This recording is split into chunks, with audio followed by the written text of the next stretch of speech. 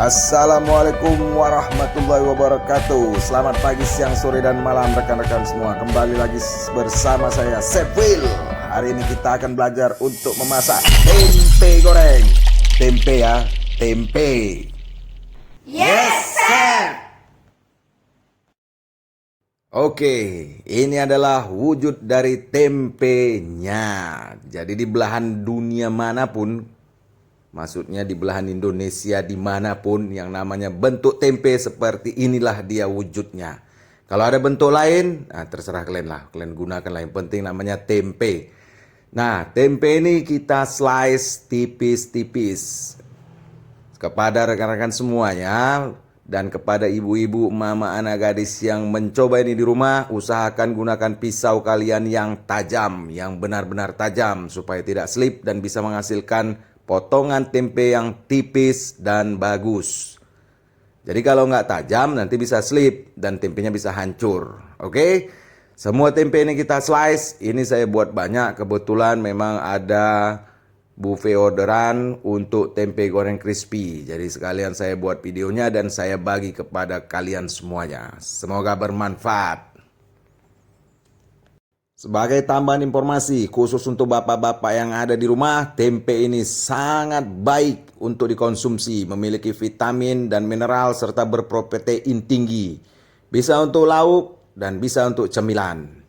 Nah, berikut adalah bumbu-bumbu untuk membuat tempe goreng crispy. Pertama, ketumbar. Di sini saya memakai ketumbarnya sebanyak sekitar 50 gram. Lalu bawang putih sekitar 150 gram.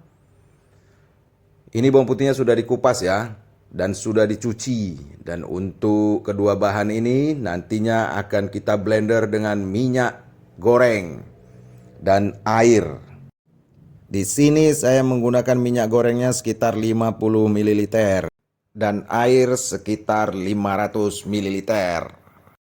Nah, ini adalah wujud bumbu yang sudah kita blender. Selanjutnya kita tambahkan sekitar 100 gram tepung premix. Untuk rekan-rekan semuanya, resep tepung premix ini sudah ada di video saya sebelumnya. Nanti saya akan bagi link deskripsinya.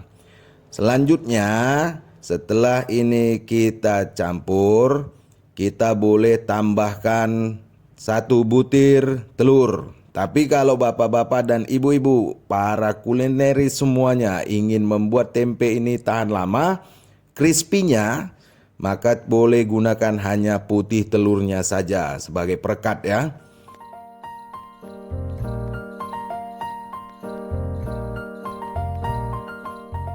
Nah, selanjutnya kita panaskan minyak goreng secukupnya sekitar 140 sampai 160 derajat Celcius. Kita tes dulu tingkat kepanasannya dan tingkat kekentalan dari tepung. Ingat ya, untuk kekentalan tepungnya jangan terlalu kental. Jadi agak encer aja sedikit, karena kalau dia terlalu kental nanti dia adonannya itu tidak crispy. Nah, ini lihat, jadi minyaknya itu jangan terlalu panas ya, hanya sekitar 140 derajat saja. Supaya bentuk dari hasil gorengan itu tidak menggelembung-gelembung. Kebetulan saya tidak suka kalau menggelembung-gelembung ya, jadi supaya dia mengikat erat pada tempe tersebut. Nah, ini kita tes satu dulu ya. Ingat ya, ini tipsnya. Ketika kalian menggoreng, jangan goreng sekali banyak, tapi tes dulu satu. Lihat bagaimana hasilnya supaya kita tahu. Jadi nanti kalau banyak-banyak nanti rusak semua. Mana tahu pula nih, entah keasinan, entah kurang rasa ya kan. Entah juga mungkin tepungnya kekentalan, nggak sesuai dengan yang kita inginkan, dan hasilnya jadi tidak crispy dan hasilnya jelek. Nah, kalau ngelihat dari teksturnya ini sudah cocok, ini sudah pas. Kita akan tes untuk rasanya. Kita dinginkan sebentar, ini kita tes, ya ini crispy-nya sudah bagus ya, sudah bunyi keras dia. Wow, enak teman. Udah pas ini semuanya, oke? Kita akan lanjutkan untuk menggoreng semua tempe yang telah kita prepare tadi. Ini jujur aja aku bilang sama kalian ya. Ini kalau makin dingin dia akan makin crispy, ya. Tapi yang namanya gorengan memang enak kalau dimakan tuh lagi panas-panas. Apalagi untuk bapak-bapak ya kan, ini bisa untuk teman ngopi sore. Kalau untuk makan ya bisa jadi cemilan, bisa jadi ganti kerupuk. Oke, mari kita lanjut untuk menggoreng semua tempenya. Ingat ya, untuk ketika masuk awal pertama, suhunya hanya di 140 sampai 160 derajat. Jangan terlalu panas. Ingat, jangan terlalu panas dan jangan terlalu dingin. Jadi di 140 derajat sampai 160 derajat itu sudah pas.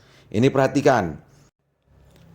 Nah, jadi pas tempenya itu masuk ke dalam minyak goreng yang bersuhu 140 sampai 160 derajat tadi, rekan-rekan bisa lihat buihnya tidak terlalu banyak. Itu artinya suhunya sudah pas. Tapi kalau dia sampai 170 atau 180 derajat, maka akan buih penggorengan itu akan banyak dan akan membuat tekstur dari tepungnya itu akan menggelembung-gelembung dan akan pecah-pecah ya. Artinya tidak cantik nanti ditampilkan.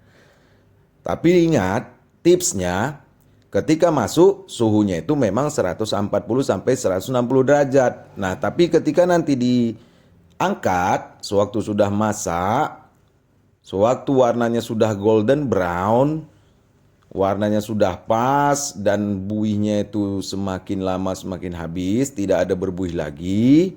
Di situ suhunya harus ditambah, artinya dibesarkan apinya.